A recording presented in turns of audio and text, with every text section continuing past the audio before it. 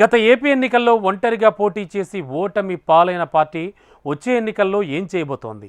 ఎన్నికల కథన రంగంలో ఎవరి బలాలెంతో చూపడానికి అన్ని పార్టీలు సిద్ధమవుతుంటే ఆ పార్టీ నేతలు స్తబ్దుగా ఉన్నారా? మినీ వార్ను తలపించే ఎన్నికల్లో తమ పాత్రగా ఏం చెయ్యాలో తెలియని అయోమయంలో పడ్డారా? ఒంటరి పోరుతో నష్టపోయిన పార్టీ ఈసారి ఎటూ తేల్చుకోలేక మదన పడుతోందా? ఇంతకీ అంతలా కష్టపడుతోన్న పార్టీ ఏంటి? ఆ పార్టీలో అసలు జరుగుతున్నదేంటి? Watch this. వచ్చే ఎన్నికల్లో అధికారమే లక్ష్యంగా అన్ని పార్టీల అడుగులు, ప్రణాళికలు, ప్రచారాలతో ముందుకు సాగుతున్న నేతలు. ఇలా ఎన్నికలు ముంచుకొస్తుంటే కమలం పెద్దలు ఇంకా అయోమయంలోనే ఉన్నారా?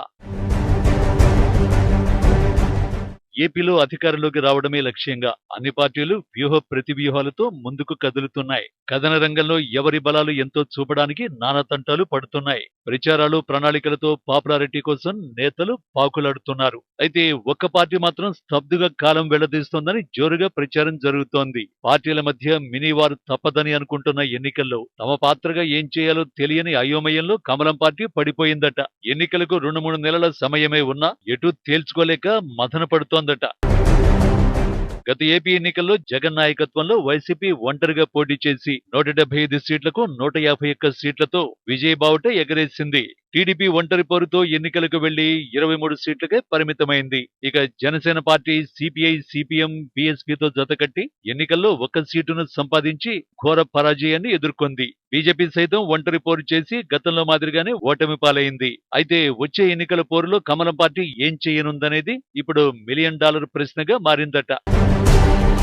ఇప్పటికే ఖరారైన పొత్తుతో టీడీపీ, జనసేన ముందుకు దూకుతుంటే బీజేపీ పార్టీ మాత్రం నిమ్మకం నీరెత్తినట్లే కనిపిస్తోందని అంతా అనుకుంటున్నారట. కేంద్రంలో జనసేనతో పొత్తు ఉన్నప్పటికీ రాష్ట్రంలో జనసేనను అక్కున చేర్చుకోవాలో పక్కన పెట్టేయాలో తెలియని అయోమయ స్థితిలో ఉండిపోయిందట. టీడీపీతో కలుస్తుందో లేదో అనేది అస్పష్టంగానే ఉందని టాక్. ఇక మీడియా సమావేశాల్లో కూడా పొత్తుల వ్యవహారంలో అస్పష్టంగానే మాట్లాడుతున్నారు రాష్ట్ర బీజేపీ నేతలు. దీంతో వచ్చే ఎన్నికల్లో ఏం చేయబోతుందో తెలియక సొంత పార్టీ నేతలే కన్ఫ్యూజ్ అవుతున్నారట.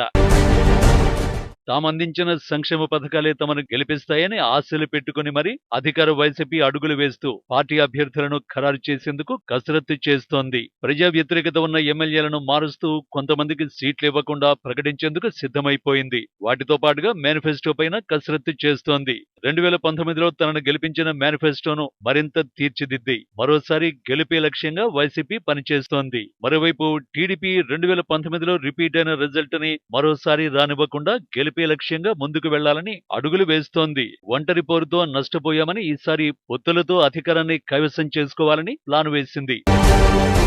ఇలా ఓ పక్క మేనిఫెస్టో, మరోపక్క అభ్యర్థుల ఖరారు పైన పార్టీలు దృష్టి పెట్టి ముందుకు సాగుతుంటే బీజేపీ మాత్రం అసలు తమకు ఎన్నికలే లేనట్టు, ఎన్నికలకు దూరంగా ఉంటున్నట్టు వ్యవహరిస్తోందట. టీడీపీతో జనసేన పొత్తు ఖరారవ్వక ముందు 2024 ఎన్నికలకు జనసేనతో కలిసి పోటీ చేయాలని బీజేపీ భావించినప్పటికీ జనసేన నిర్ణయంతో ఆ ఆలోచనలు, ఆశలన్నీ పూర్తిగా ఆవిరైపోయాయి. ఇప్పటికీ జనసేన మాతో పొత్తులోనే ఉందని బీజేపీ చెప్పుకుంటూ వస్తోంది.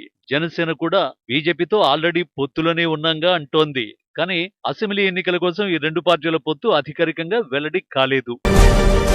ఏపీ బీజేపీ జనసేనతో పొత్తు పెట్టుకోవడానికి ఇష్టంగానే ఉన్నప్పటికీ టీడీపీ ఉండడం వల్ల జనసేనతో కలవడానికి ఇష్టపడటం లేదనే టాక్ వినపడుతోంది.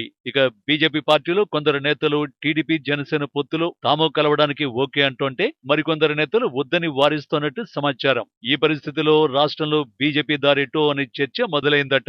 ఈసారి ఎన్నికల్లో బీజేపీ, టీడీపీ, జనసేన పార్టీలతో కలిసి పోటీ చేస్తుందా లేక ఒంటరిగా పోటీ చేస్తుందా అనే అయోమయంలో బీజేపీ కార్యకర్తలు ఉన్నారట. మరి మరో 2 నెలల్లో ఎన్నికల షెడ్యూల్ వస్తుందనే వార్తల నేపథ్యంలో జనవరిలో అయినా ఏపీ బీజేపీ ఎన్నికల వ్యూహమేంటో ఓ స్పష్టత వస్తుందేమో చూడాలి.